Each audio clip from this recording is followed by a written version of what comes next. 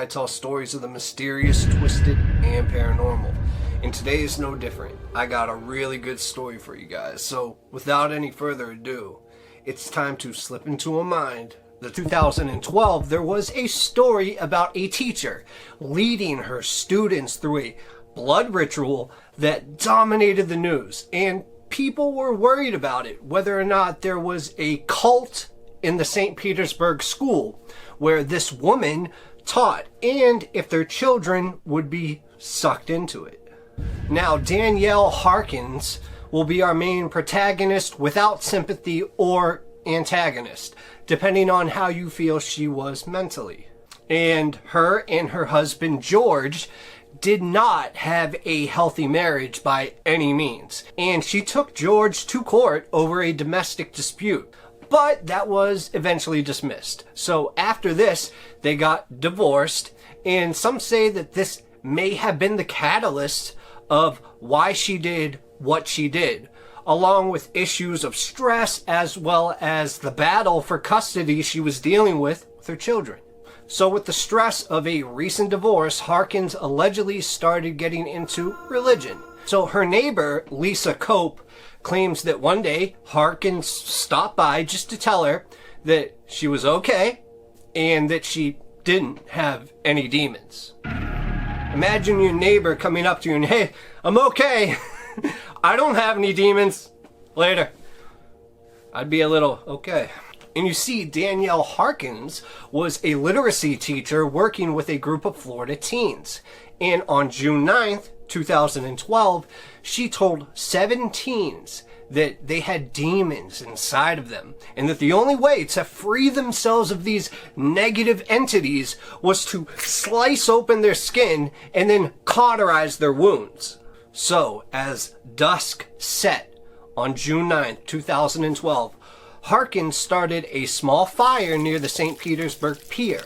So now you have this 35-year-old literacy teacher at the Leoman and Asian Neighborhood Family Center, and she was preparing a cleansing ritual for herself and for some of her former students. So when the handful of students arrived, she told them that there were demons living in their bodies, and that the only way to exorcise them was for Harkins to cut her former students open and cauterize their wounds.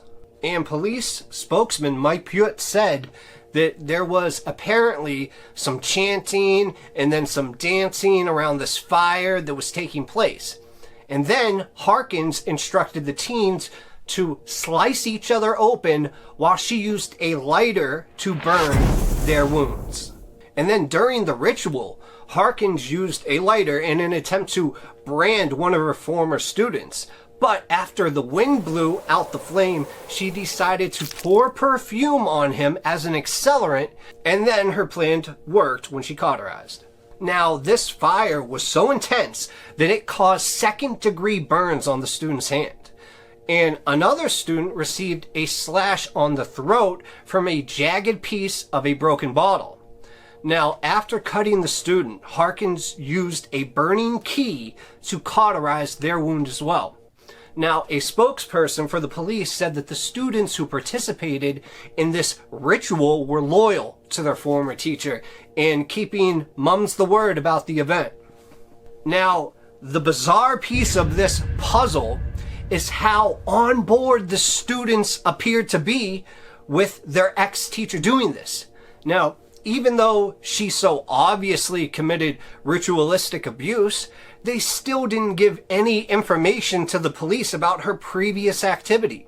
Now, the only student that offered anything to the press was Stephen Cantalima, who was 17 years old, and he said, "I'm fine. All I know is that she's in custody." So without any of the students coming forward and admitting to anything else happening to them, the only thing people can do is speculate on the nature of Harkins' crime. Now, in the time she had with the students, she was able to isolate and groom them into caring for her, or at least into believing all of her weird blood ritual talk. So, after the ritual ended, no one ran home to tell their parents or to go and call the police. No, it appeared as if though all the students believed that what Mrs. Harkins was saying and doing was completely normal. So after the incident blew up in the press, many of the students that were present didn't even want to talk about the ritual or their formal teacher at all. You talk about Stockholm Syndrome. However, one of the students brought the ritual up to a friend after the night of the incident via text. Now, that friend immediately told their parents, who then called the police. Now, it's possible if that one student hadn't have told their friend, Harkins would have continued this pattern of abuse until maybe somebody died. Now, before Harkins was leading teenagers into blood rituals to cleanse their bodies of demonic entities, she was reportedly a normal person. I mean, she taught literacy at a community center in St. Petersburg, Florida, and was married with 2 kids. She was living the dream. But there was something awful just brewing up inside of her. So Carolyn Chance, who was the administrator at the Lealman and Asian Neighborhood Family Center, described Harkins as a very good teacher. Now, Chance said that she was very intelligent, she was very skilled, and just recently she started exploring religion. But I had no idea anything about these demons that were going on or anything like that, she said. So after the story about her teenage blood ritual got out, Harkins was then arrested on 1 count of child abuse and 1 count of aggravated battery.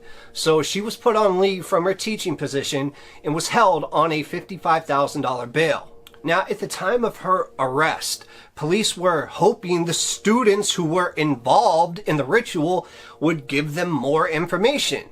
I mean, if they were letting her cut them up and then light them on fire, she was likely doing something else that they didn't know about.